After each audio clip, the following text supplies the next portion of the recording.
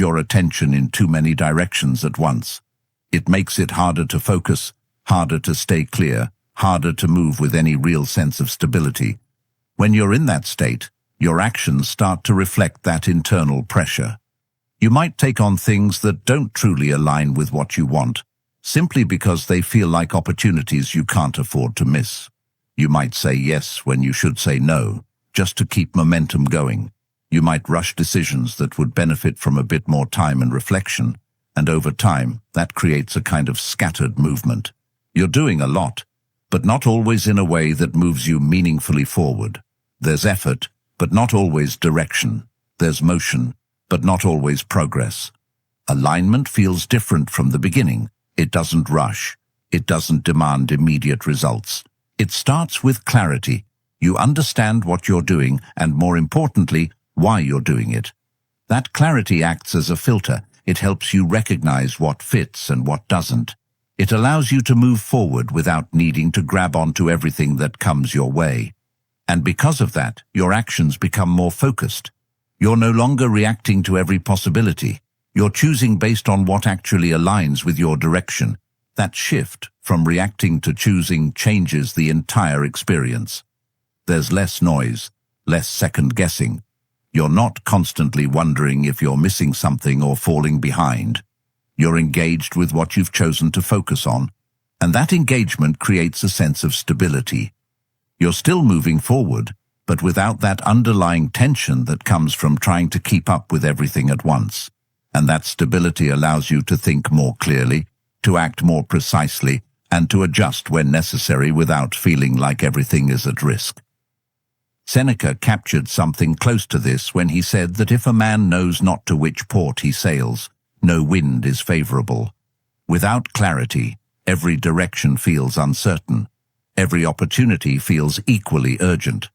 And that creates confusion rather than progress. But when you're aligned, you know your direction. You don't need every opportunity to be favorable. You only need the ones that move you closer to where you're actually going. And that makes decision-making simpler, not because the choices disappear, but because your perspective becomes clearer. As this way of moving becomes more natural, you start to notice how much energy was being wasted before. Not just in actions, but in thoughts. The constant comparison, the internal pressure, the need to keep up with everything, it all begins to fade. In its place, there's a quieter focus. You're still aware of what's happening around you, but it doesn't pull you off course as easily. You stay centered in what you're doing, and that consistency begins to build momentum in a different way. Not through speed, but through direction. There's also a different kind of confidence that starts to develop. Not the kind that comes from external validation or immediate success, but the kind that comes from knowing you're in front of you. You stop being present with your actions, because your mind is already trying to secure a future that isn't guaranteed. That's where the tension comes from. Not from doing too much, but from trying to hold on to something that isn't yours to hold. And over time, this starts to affect everything. Even progress stops feeling satisfying. You achieve something, but your mind immediately moves to the next concern. Is it enough? Is it happening fast enough? What if it doesn't lead where it's supposed to? That constant evaluation drains the meaning out of what you're doing. Growth turns into pressure. Effort turns into obligation. And slowly, everything starts to feel heavier than it actually is. There's a quiet truth in this. When you try to control too many variables at once, you don't gain clarity. You lose it. Your attention becomes scattered. Your decisions become reactive. You start second-guessing instincts that were once clear, not because they were wrong, but because you've layered too many expectations on top of them. It's like holding water in your hands. The tighter you squeeze, the faster it slips away, and yet the instinct remains the same. Grip harder, think more, control everything, but that instinct is exactly what creates the problem. That's why feeling stuck isn't always about a lack of movement. It's often about too much internal interference. You're moving, but not cleanly, acting, but not freely. There's always that extra layer of pressure shaping every decision, every thought, every step forward. And that pressure disconnects you from the natural rhythm of progress. Because real progress isn't just action, it's alignment. It's being fully present with what you're doing, without constantly trying to force it into a specific outcome. And beneath all of this, there's usually a belief driving it. The belief that if you don't control things, they'll fall apart. That if you relax, even slightly, you'll lose your chance. That everything depends on how tightly you manage it. But that belief comes from fear, not clarity. It assumes your power lies in controlling outcomes, when in reality, your power lies in how you show up to the process itself. When that gets overlooked, control becomes a substitute for trust. And trust is exactly what's missing when everything starts to feel overwhelming. Marcus Aurelius said it simply: you have power over your mind, not outside events.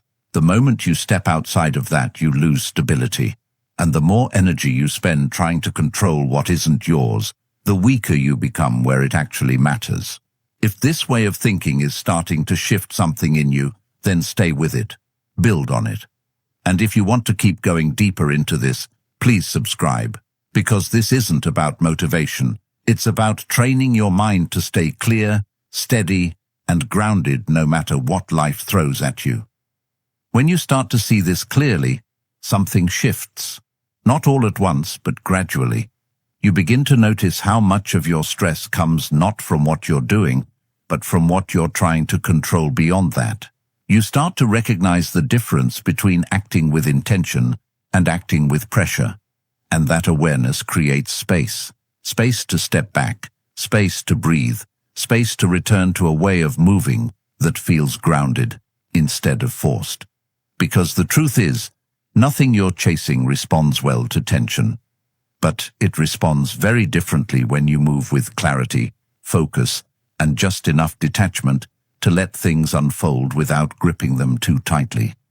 There's a moment where things start to feel heavier than they should, and it doesn't come from doing too much, but from holding on to too much that was never yours to carry. It often goes unnoticed at first. You're thinking about outcomes, replaying timelines in your head, imagining how things should unfold and when they should happen. You tell yourself that this is just part of being responsible, that this is what it takes to succeed. But slowly, the weight builds, not because life is asking more from you, but because you're trying to manage things that don't actually belong to your control. And that's where the shift happens, quietly but powerfully. You move from acting with clarity into thinking with tension, and everything begins to feel unstable, even if nothing around you has actually changed. It becomes clearer when you take a step back and look at what's really within your reach. Your actions are yours. The effort you put in, the way you carry yourself, the consistency you choose to maintain, those are all grounded, stable, and fully available to you at any moment. But then there are the other elements, the way someone responds, the exact timing of an opportunity, the outcome of something you've worked toward for weeks or even months. These things exist outside of you, influenced by variables you can't fully see or control. And yet, it's those exact things that the mind tends to cling to the most. It tries to predict them, shape them, secure them in advance. And when it can't, it reacts with tension. That tension is often mistaken for care. It feels like you're just invested, like you're being serious about what matters. But there's a subtle difference between caring about something and attaching your stability to it. When your emotional state starts, depending on how something turns out, you've crossed into a different space. Now your peace is no longer steady. It rises and falls with outcomes, with responses, with timing. You feel good when things align and unsettled when they don't. And because those things are unpredictable, your internal state becomes unpredictable too. It's not that you're doing anything wrong. It's that you've tied something stable to something unstable, and the result is constant fluctuation. This is why the more you fixate on a specific result, the more anxious you begin to feel. Not because the goal itself is a problem, but because of how tightly you're holding on to it. There's an invisible pressure that builds when your mind starts saying, "This has to work, this has to happen now, this needs to go exactly as planned." That pressure doesn't make you more effective. It actually does the opposite. It narrows your thinking. It makes you reactive instead of clear. And over time, it drains your energy in a way that feels hard to explain, because it's happening internally, not externally. What makes this even more challenging is how natural it feels. The mind is wired to seek certainty. It wants to know what's coming, how things will turn out, whether the effort will pay off. And when it doesn't have those answers, it tries to create them. It fills in the gaps with assumptions, expectations, and imagined scenarios. But those constructions don't create stability. They create attachment. And attachment, when directed toward things outside your control, becomes a constant source of tension. It's like trying to anchor yourself to something that keeps moving. No matter how tightly you hold on, it never fully settles. This is where the Stoic perspective becomes so grounded and practical. It doesn't tell you to stop caring or to withdraw from your goals. It simply draws a clear line between what is yours and what isn't. It brings your attention back to the only place where real influence exists, the present moment, and the choices you make within it. Everything else, no matter how important it feels, exists outside that boundary. And once you start to see that clearly, something begins to shift. Not in the world around you, but in how you relate to it. Epictetus captured this idea in a way that feels almost simple at first glance, but carries a depth that reveals itself over time. Some things are up to us, and some things are not. That distinction, when fully understood, removes a huge amount of unnecessary pressure. It doesn't eliminate challenges. It doesn't guarantee outcomes, but it stabilizes your position within the process. It allows you to engage fully with what you're doing without constantly reaching beyond it in search of certainty. And that changes the entire experience. As that understanding settles in, your approach begins to evolve. You still take action, but it feels different. There's less urgency, less strain. You're no longer trying to force a result into existence. Instead, you're focusing on doing your part as clearly and consistently as possible. And when the outcome finally arrives, whatever it may be, it doesn't shake you the same way. Because your sense of stability was never tied to it in the first place. It was rooted in something far more reliable. Your own ability to act with clarity, regardless of how things unfold. It becomes even clearer when you look at how this dynamic shows up in everyday interactions, especially in moments where something feels like it really matters. Someone walks into a conversation already carrying an invisible weight, trying to say the right thing, trying to avoid saying the wrong thing, carefully measuring every word as if the outcome depends entirely on precision. There's a constant internal dialogue running in the background, analyzing tone, timing, reactions. Every pause feels significant. Every response feels like something that needs to be interpreted. On the surface, it might look like effort, like attention to detail, like someone who cares. But underneath, it's tension. And that tension doesn't stay hidden for long. It starts to show in subtle ways. The way the voice tightens slightly, the way the body language becomes less natural, the way the conversation feels a bit forced, even if the words themselves are fine. People might not consciously identify what's happening, but they feel it. There's a sense that something isn't flowing, not because the person lacks value, but because they're trying to manage how that value is perceived in real time. And the more they try to control that perception, the more unnatural the interaction becomes. It's not the content of what they're saying that creates distance, it's the pressure behind it. Then you see someone else in a similar situation, but the energy feels completely different. There's no visible effort to impress, no constant adjustment happening beneath the surface. They speak in a way that feels grounded, not rehearsed. They listen without immediately planning what to say next. There's space in the interaction, a kind of ease that allows things to unfold naturally.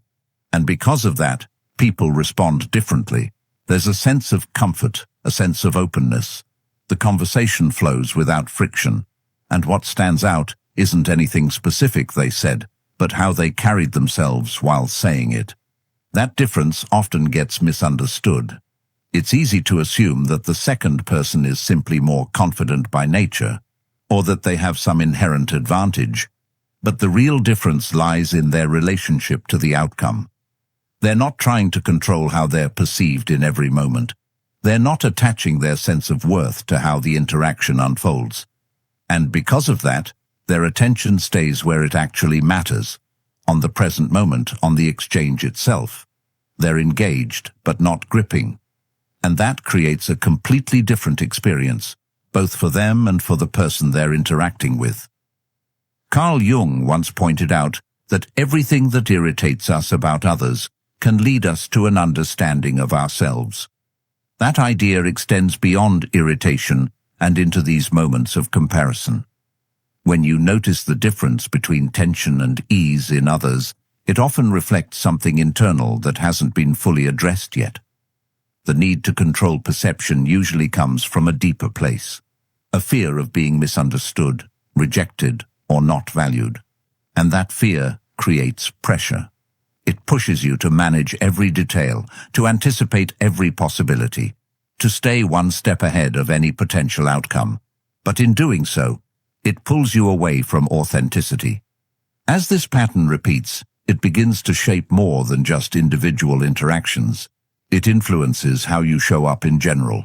Conversations start to feel like performances instead of exchanges. Relationships begin to feel like something that needs to be maintained through effort, rather than something that can develop naturally. And over time, that creates a sense of fatigue. Not because connecting with others is inherently exhausting, but because trying to control how that connection unfolds requires constant mental energy. It becomes less about being present and more about managing impressions. There's a quiet shift that happens when you start to let go of that need. It doesn't mean you stop caring about how you show up. It means you stop trying to control how every moment is received. You begin to trust that clarity and presence are enough, without needing to be constantly adjusted. And with that trust comes a different kind of stability. You're no longer reacting to every small change in the interaction. You're not thrown off by pauses, by unexpected responses, by things not going exactly as imagined. You stay grounded even when things are uncertain. That grounded state changes the way others experience you. There's less pressure in the interaction, which makes it easier for them to relax as well. Communication becomes more natural, more open. And ironically, the very thing that was being chased before, positive response, connection, approval, starts to happen more easily. Not because it's being forced, but because the conditions for it are finally present. When there's no tension pushing against the interaction, there's nothing blocking it from unfolding naturally. What becomes clear through all of this is that value isn't something that needs to be constantly proven in real time. It's something that's already there, expressed through how you carry yourself, rather than how tightly you manage every detail. The moment you stop trying to control how you're perceived, you create space for something more genuine to come through. And that shift, subtle as it may seem, changes the entire dynamic. Because in the absence of pressure, both you and the people around you can finally engage without resistance. And that's where real connection begins. This is where detachment starts to feel confusing for a lot of people, because it's often misunderstood as indifference. It sounds like something cold, something distant, something that removes meaning from what you're doing. But that's not what it is. Detachment doesn't mean you stop caring. It means you stop tying your inner stability to how things turn out. It's a shift in where your emotional weight sits. Instead of placing it on the result, you place it on how you show up. And that small shift changes everything, even though nothing on the outside looks different at first. There's a quiet but important distinction between wanting something and depending on it. Wanting allows space.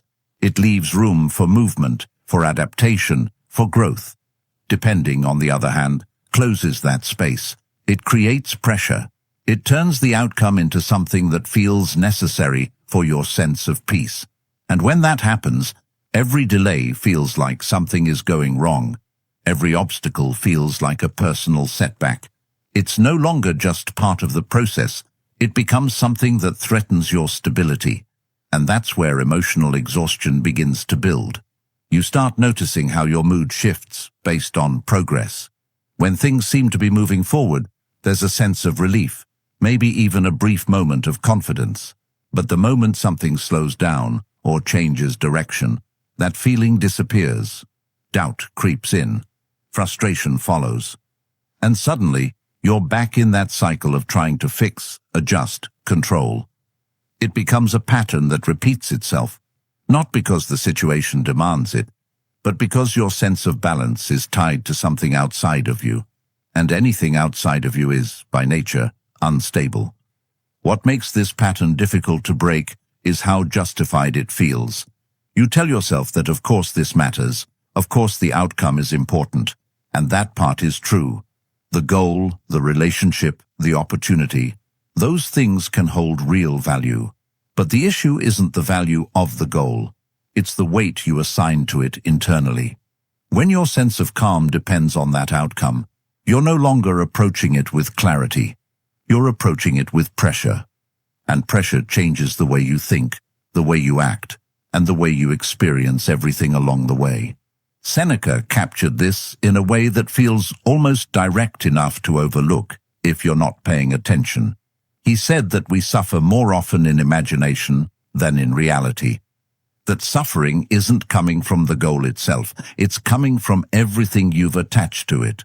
The expectations, the timelines, the imagined consequences of things not working out. All of that builds up in your mind until the situation feels heavier than it actually is.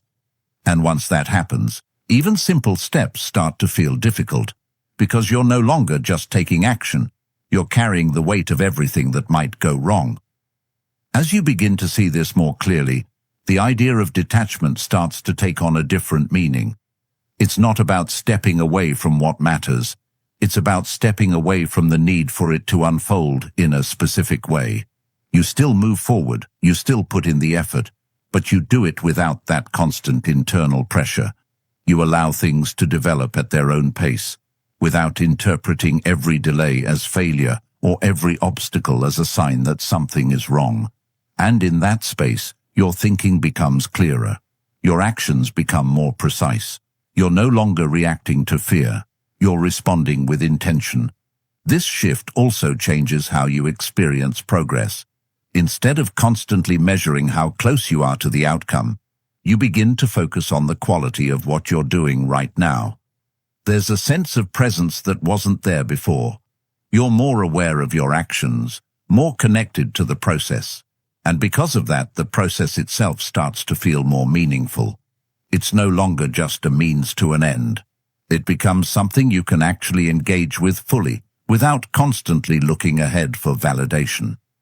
Over time, this creates a kind of quiet resilience, not the kind that comes from forcing yourself to push through, but the kind that comes from not being shaken every time something doesn't go as planned. You're still aware of what you want, but you're not dependent on it in the same way. There's a steadiness that starts to build, a sense that no matter how things unfold, you'll be able to adjust, to continue, to stay grounded. And that steadiness becomes more valuable than any specific outcome, because it stays with you regardless of what happens.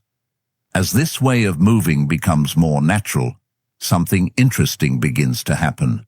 The same goals that once felt heavy start to feel lighter, not because they've changed, but because your relationship to them has. You're no longer gripping them tightly, trying to force them into place. You're allowing them to develop, while staying rooted in your own actions. And in that balance, you begin to experience a different kind of progress. One that isn't driven by pressure, but guided by clarity. One that doesn't drain you, but supports you as you move forward. As this begins to settle, attention naturally shifts inward, because the real weight of experience rarely comes from the event itself. It comes from the meaning you assign to it. Two people can walk through the same situation and carry completely different outcomes within them. One walks away feeling defeated, questioning their worth, replaying every detail as proof that something is lacking. The other walks away with a quieter response, seeing the same moment as part of a longer path, something to learn from rather than something to be defined by. The difference isn't in what happened, it's in how the mind chose to frame it.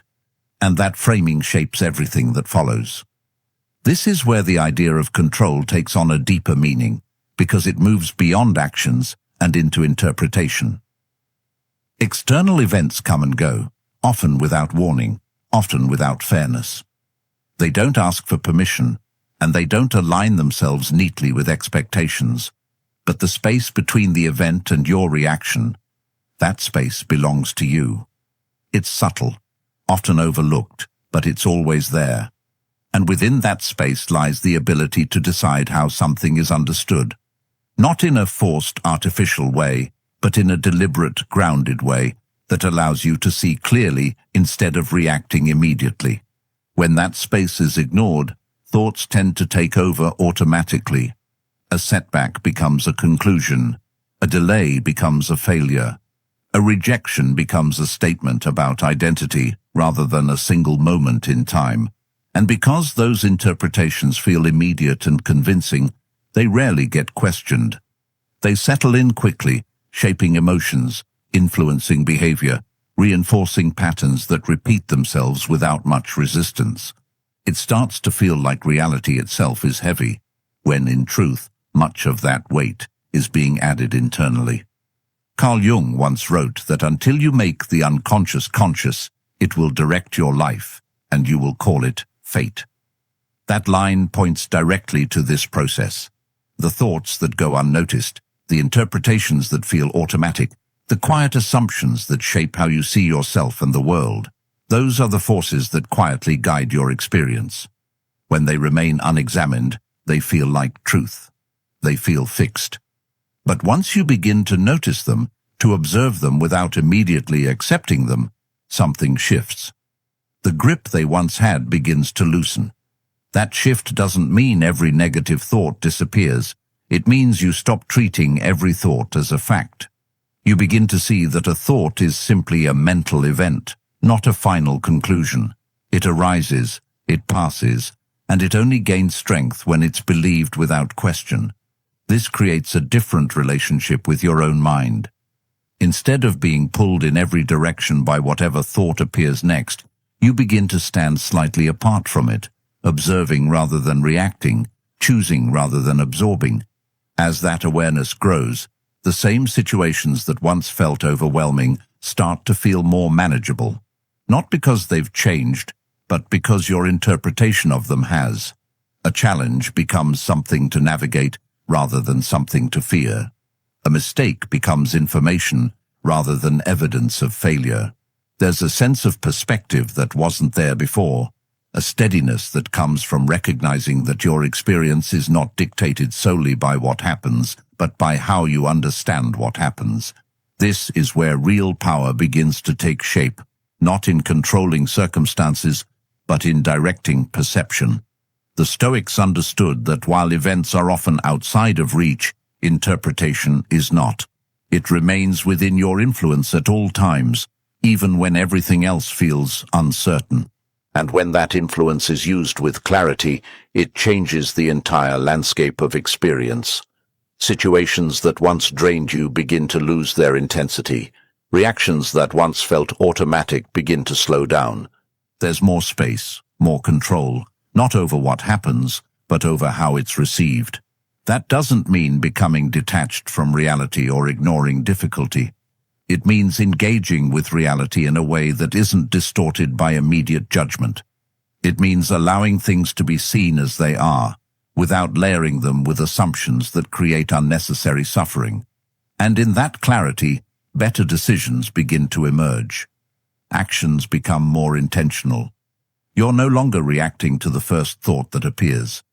You're responding based on a broader understanding of what's actually happening. Over time, this creates a kind of internal stability that doesn't depend on circumstances being perfect. You're still affected by what happens, but not controlled by it in the same way. There's a difference between feeling something and being carried away by it.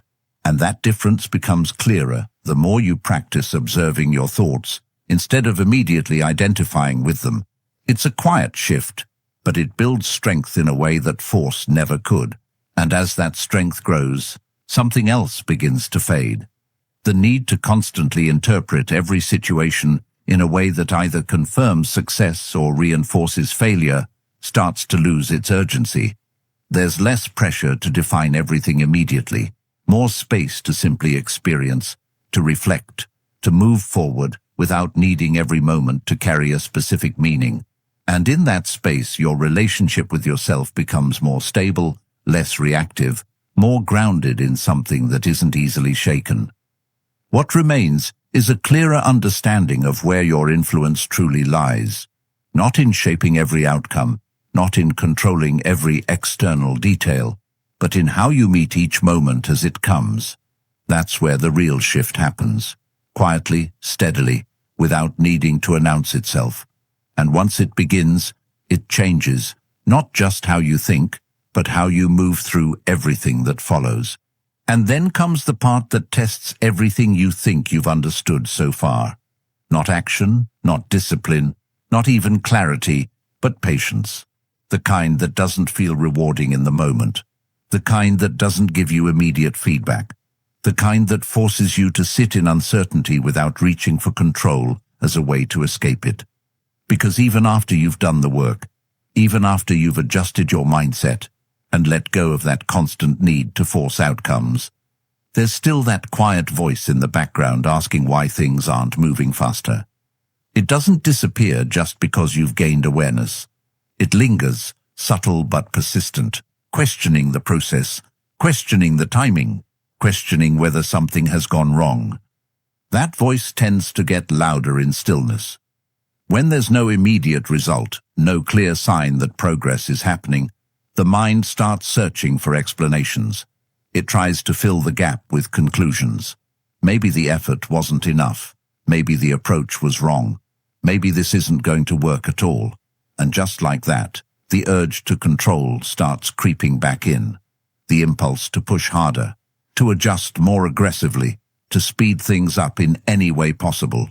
It feels logical. It feels necessary. But underneath it, there's tension again.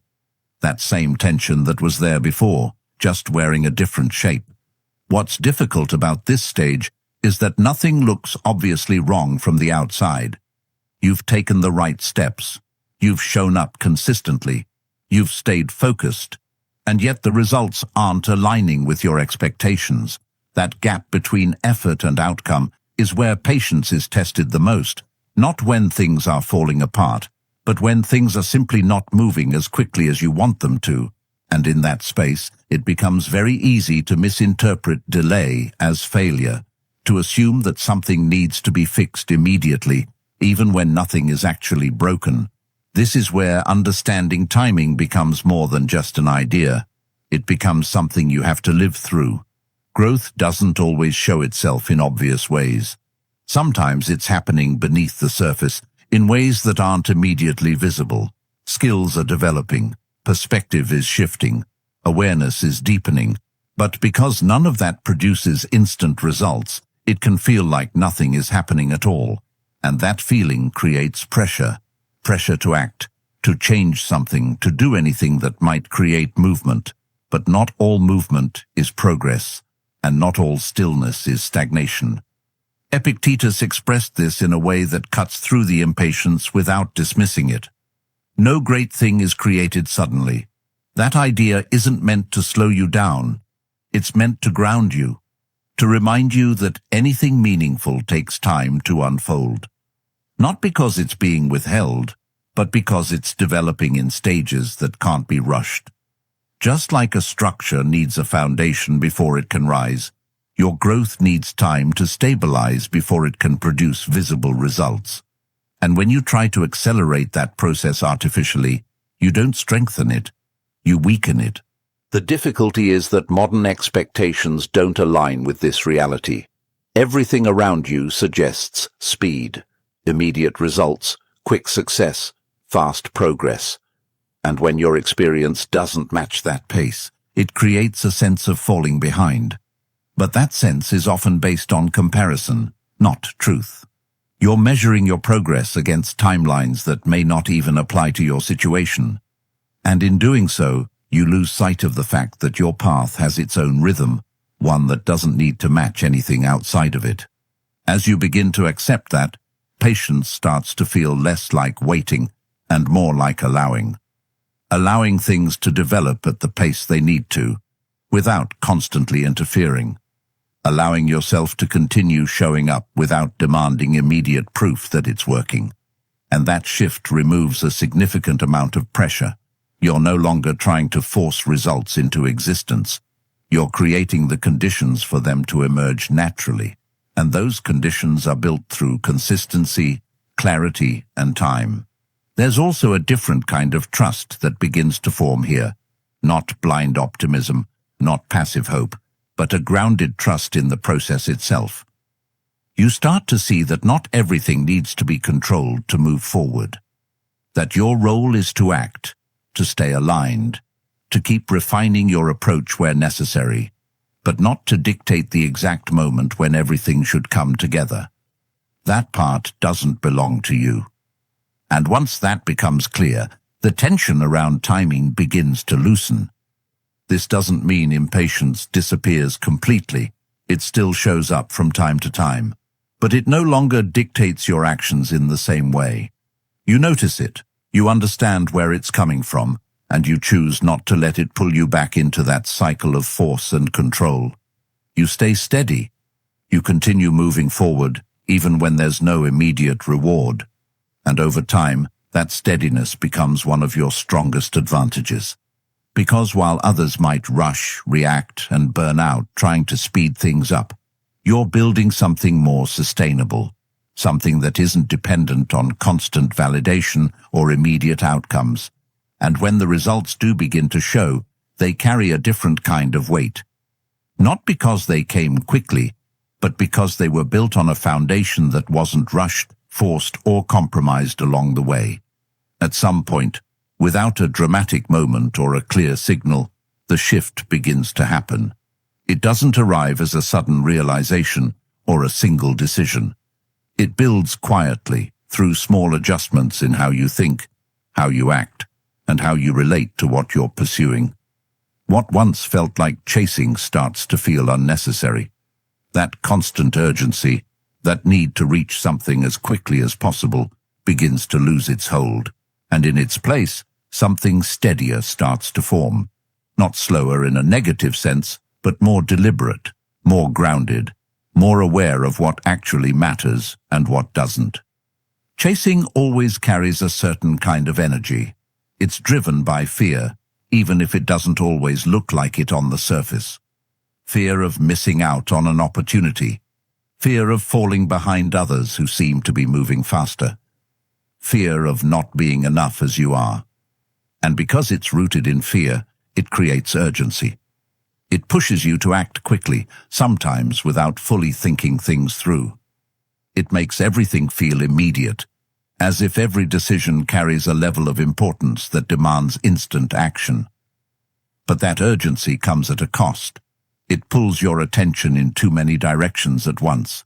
It makes it harder to focus, harder to stay clear, harder to move with any real sense of stability. When you're in that state, your actions start to reflect that internal pressure. You might take on things that don't truly align with what you want, simply because they feel like opportunities you can't afford to miss.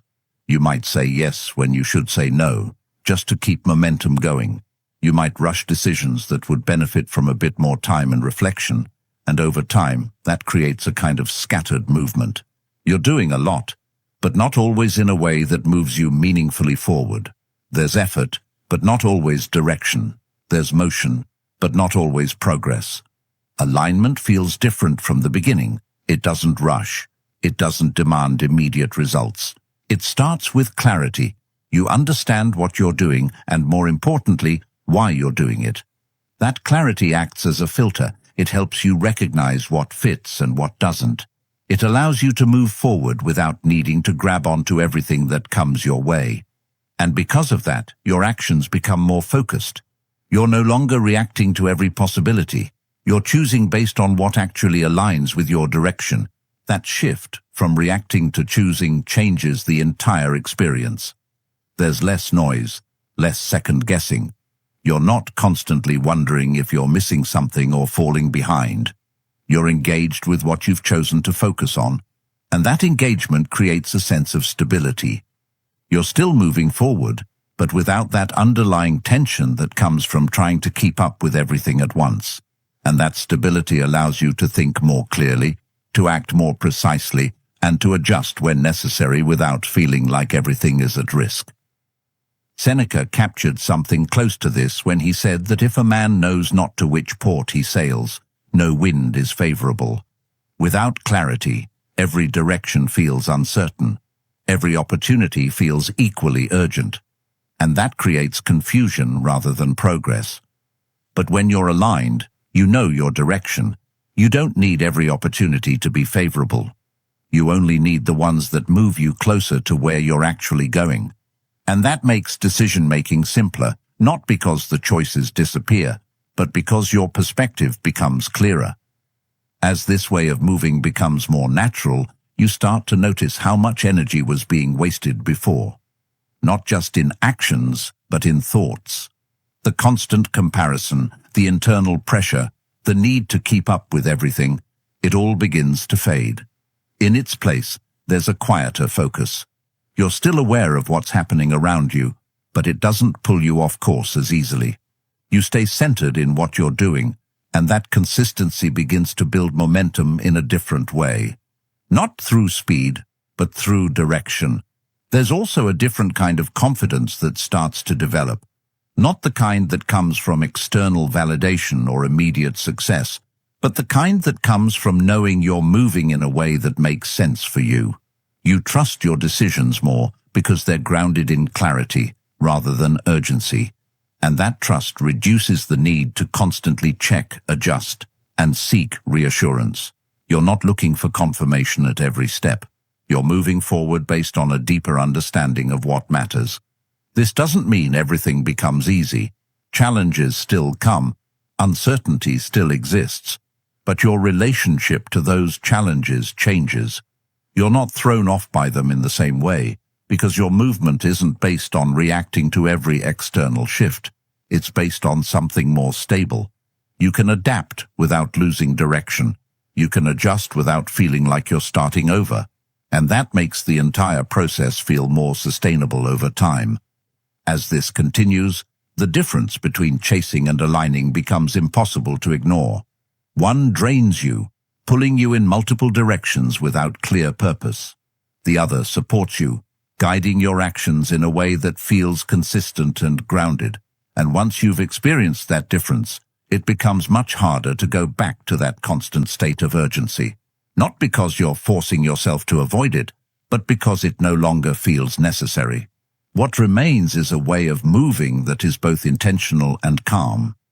You're still pursuing what matters to you, but you're doing it without that underlying fear driving every decision.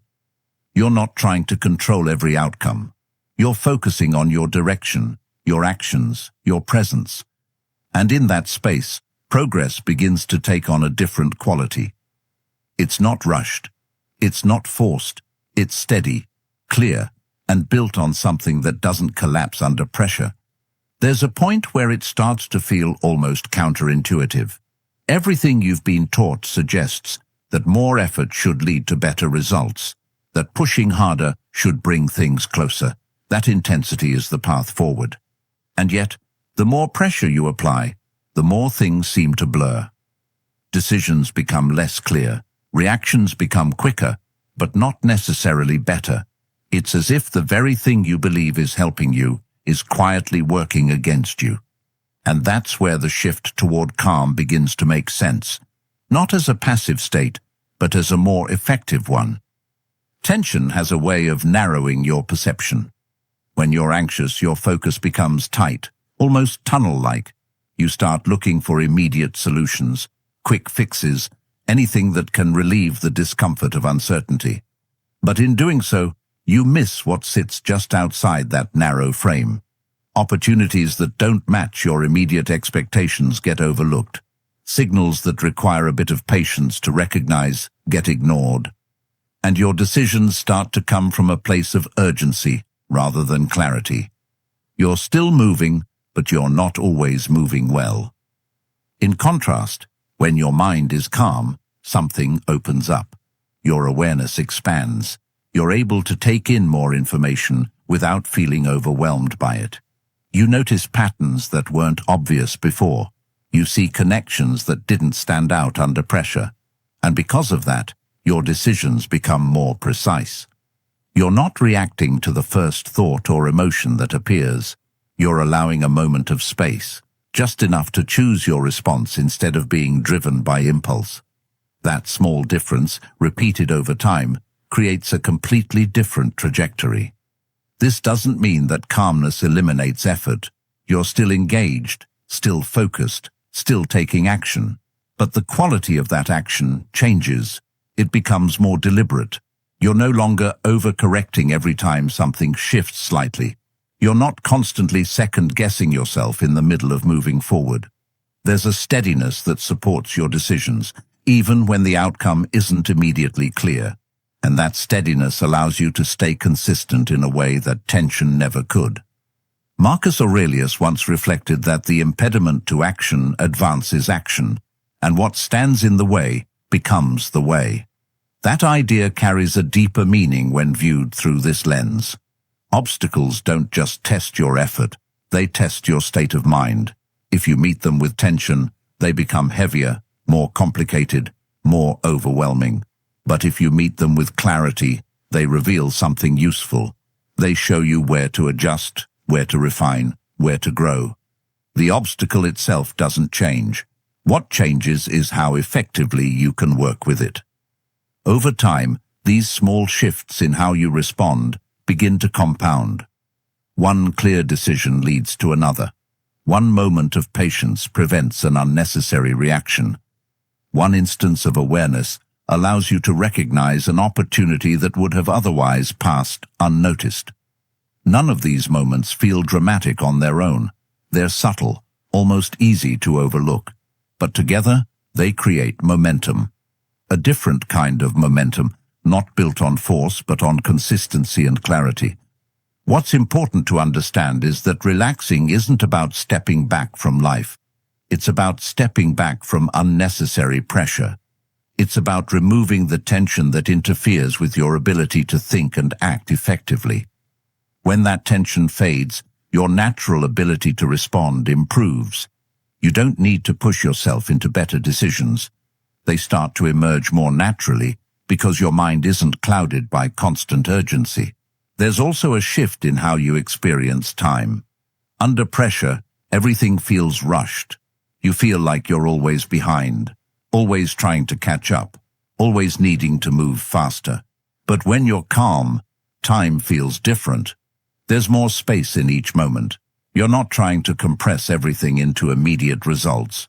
You're allowing things to unfold at a pace that makes sense, and in doing so, you actually become more efficient.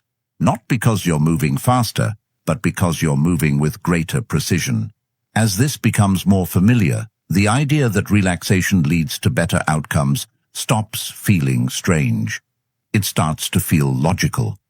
You begin to see how much of your previous effort was being diluted by tension, how many decisions were influenced by anxiety rather than clarity, and how different things feel when that pressure is removed. You're still working, still progressing, but without the constant sense of strain that once accompanied it. The result isn't immediate transformation, it's gradual refinement, a steady improvement in how you think, how you act, how you respond. And over time, that refinement leads to outcomes that feel more aligned, more natural, more sustainable.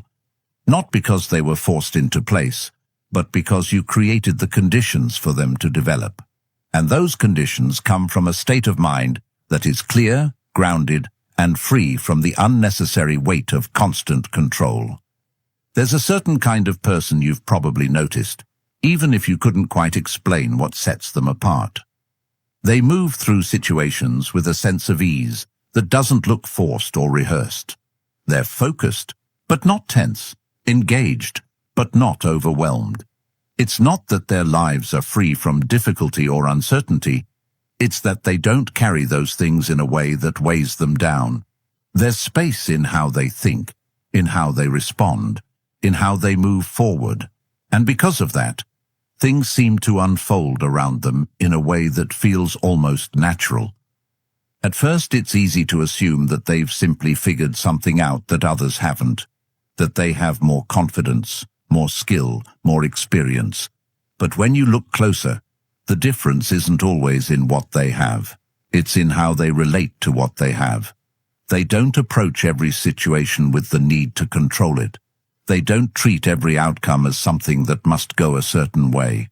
Instead, they trust their ability to respond, whatever the outcome may be, and that trust changes how they show up before anything even happens. There's a quiet confidence in that approach, not loud, not performative, but steady. It doesn't come from knowing that everything will work out exactly as planned. It comes from knowing that even if it doesn't, they'll be able to handle it. That understanding removes a significant amount of pressure. They're not trying to eliminate uncertainty. They're moving through it without letting it dictate their state of mind. And because of that, they remain open in ways that others often aren't. Openness is what allows them to notice opportunities that don't fit into rigid expectations. It allows them to adapt when things change instead of resisting those changes. It allows them to engage fully with what's in front of them instead of constantly looking ahead for reassurance. And over time, that openness creates a different kind of experience. Things don't feel as constrained. There's more room for movement, more room for growth, more room for unexpected possibilities to emerge. Carl Jung once observed that what you resist not only persists, but will grow in size. That idea becomes very clear in this context. When you approach life with tension, trying to control every detail, you end up amplifying the very uncertainty you're trying to eliminate. Every small shift feels significant. Every delay feels like a problem, and that resistance creates a kind of internal pressure that closes you off. You become less flexible, less aware, less able to adjust, not because you lack ability, but because your focus is consumed by trying to hold everything in place. On the other side of that, when you approach life with trust, the experience changes. You're not ignoring challenges or pretending that everything is easy. You're simply not adding unnecessary pressure to what's already there. You allow situations to develop without immediately trying to control them. You give yourself the space to respond instead of react. And in doing so, you stay connected to what's actually happening rather than what you fear might happen. This difference becomes even more noticeable when you consider the mindset of scarcity. When someone believes there isn't enough time, enough success, enough opportunity, it shapes how they see everything. They start to hold on tightly to whatever they have, afraid of losing it. They rush decisions, trying to secure outcomes before they slip away. They compare themselves constantly, measuring their progress against others in a way that creates even more pressure. And without realizing it, they close themselves off. Not because they want to, but because their focus is on protecting what they feel is limited. That sense of limitation affects how they act. It makes them cautious in the wrong ways and impulsive in others. They might hesitate when an opportunity requires patience, or rush when it requires thought. Their actions become inconsistent, not because they lack discipline, but because they're being driven by a belief that something is missing, and that belief shapes their experience more than any external circumstance. In contrast, someone who operates from a sense of trust doesn't feel the same urgency to secure everything immediately. They recognize that opportunities come and go, that timing shifts, that outcomes aren't always predictable. But instead of reacting to that unpredictability with fear, they respond with steadiness. They focus on what they can do, what they can influence, what they can build over time. and that focus creates a different kind of momentum. As this becomes more apparent, the distinction between tension and trust starts to feel more significant. It's not just about how you feel internally, it's about how that internal state shapes everything you do. The way you think, the way you decide, the way you interact with the world. And over time, those small differences in approach lead to completely different outcomes. What remains is a simple but important reflection, not something that needs to be answered immediately, but something to be considered as you move forward. Are your actions being driven by pressure or by clarity? Are you holding on tightly because you feel like you have to, or are you allowing things to unfold while staying grounded in what you can control? The answer to that question shapes more than just your results. It shapes your entire experience along the way. At the end of all of this, it becomes clear that nothing here is asking you to stop trying. There's no suggestion to become passive, to step away from what matters, or to abandon the things you've been working toward. The shift is more precise than that. It's about refining how you engage with those things. You still act. You still move forward. You still put in effort where it counts. But the quality of that effort changes. It becomes grounded instead of rushed, focused instead of scattered, steady instead of reactive. And that change in quality alters the entire experience, even if the actions themselves look similar on the surface. Before, effort might have been tied to urgency. It carried a sense that something needed to happen quickly, that progress had to be visible right away, that delays meant something was going wrong. That kind of effort often feels intense, but it's not always effective. It's driven by pressure, by the need to control outcomes, by the fear of things not working out. And because of that, it tends to burn energy quickly. It leads to overthinking, overcorrecting, and eventually exhaustion.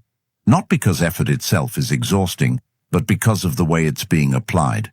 When that pressure begins to fade, effort takes on a different form. It becomes more deliberate. You're still working, but you're not rushing every step. You're still focused, but you're not constantly checking whether the outcome is aligning exactly as planned. There's a sense of stability behind your actions, a feeling that you're doing what needs to be done without needing immediate confirmation that it's working. And that stability allows you to stay consistent in a way that urgency never could. You're not burning out after short bursts of intensity. You're building something that can continue over time. This is where the idea of control becomes more grounded. You begin to see clearly what actually belongs to you. Your actions, your discipline, your attention, those remain fully within your reach. They're stable, reliable, always available. But outcomes, timing, external responses, those sit outside of that space. They're influenced by factors you can't fully predict or manage. And once you accept that distinction, you stop trying to control everything at once. You focus your energy where it can actually make a difference, and you release the rest. Not because it doesn't matter, but because it doesn't belong to you. That release creates a kind of quiet confidence, not the kind that needs to prove itself constantly, not the kind that depends on everything going right, but a deeper, more stable form. It comes from knowing that you can act with clarity regardless of what happens, that you can continue moving forward even when results are delayed or uncertain, and that confidence doesn't fluctuate the way outcome-based confidence does. It doesn't rise and fall with every success or setback. It remains steady because it's rooted in something you can actually control. Epictetus expressed this idea in a way that feels both simple and complete. Make the best use of what is in your power and take the rest as it happens. There's no resistance in that statement, no urgency, no pressure, just a clear direction. Focus on what you can influence, accept what you can't, and within that balance, find your way forward. It doesn't remove difficulty, it doesn't guarantee results, but it removes the unnecessary struggle that comes from trying to control what was never yours to begin with.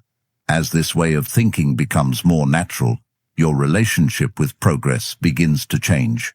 You're no longer measuring every step against a fixed expectation. You're not constantly asking whether things are happening fast enough or exactly as planned. Instead, you're paying attention to the quality of what you're doing. You're refining your actions, improving your approach, staying present with the process. And because of that, progress becomes something you can actually engage with, rather than something you're always chasing. There's also a sense of ease that begins to emerge, not because things become effortless, but because the unnecessary weight has been removed. You're still facing challenges, still navigating uncertainty, but you're not carrying the added pressure of needing everything to unfold perfectly. You're allowing things to develop while staying grounded in your own actions. And that balance makes the entire experience feel more sustainable, more aligned, more natural. Over time, the difference between forcing and aligning becomes undeniable. Forcing creates resistance. It tightens everything, drains energy, and leads to outcomes that feel unstable even when they arrive. Aligning, on the other hand, creates flow. It allows things to develop without unnecessary interference. It supports consistent action without constant pressure.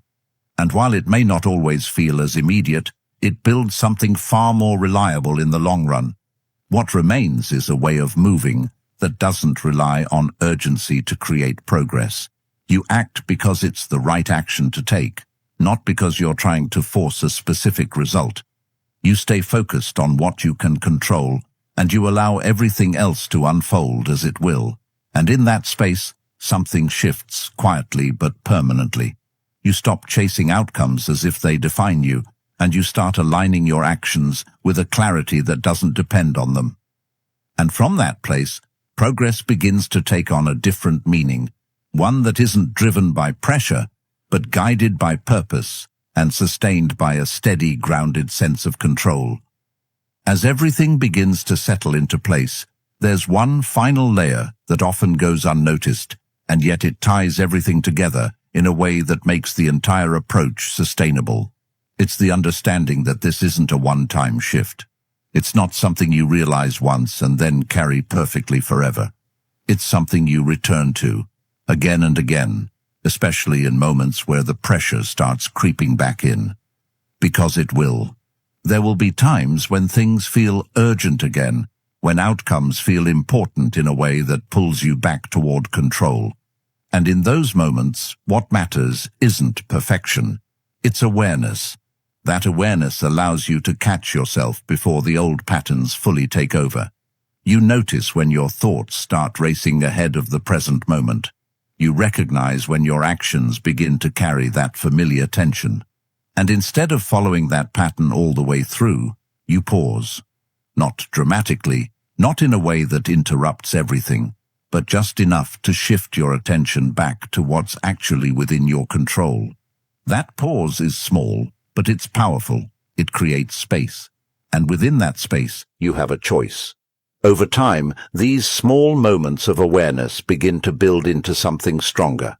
You don't need to constantly remind yourself of every principle. You don't need to force yourself to stay calm or detached. It becomes more natural. Your mind begins to default to a steadier way of thinking. You respond more often than you react. You focus more on your actions than on outcomes. And when things don't go as planned, you adjust without immediately assuming something is wrong. That shift doesn't remove challenges, but it changes how you move through them. There's also a deeper sense of trust that starts to develop, not just in the process, but in yourself. You begin to trust that you can handle uncertainty without needing to control it, that you can move forward without having every answer in advance. And that trust reduces the need for constant reassurance. You're no longer looking for signs that everything is working perfectly.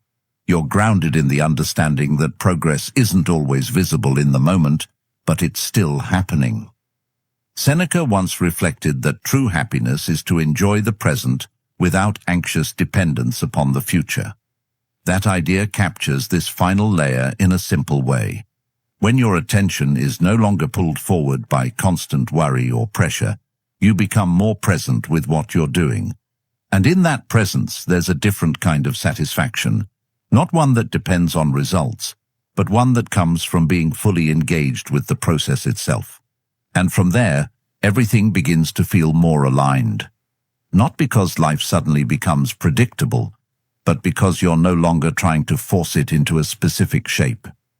You're working with it instead of against it. You're moving with clarity instead of pressure. And that quiet shift, repeated over time, is what allows everything else to fall into place naturally.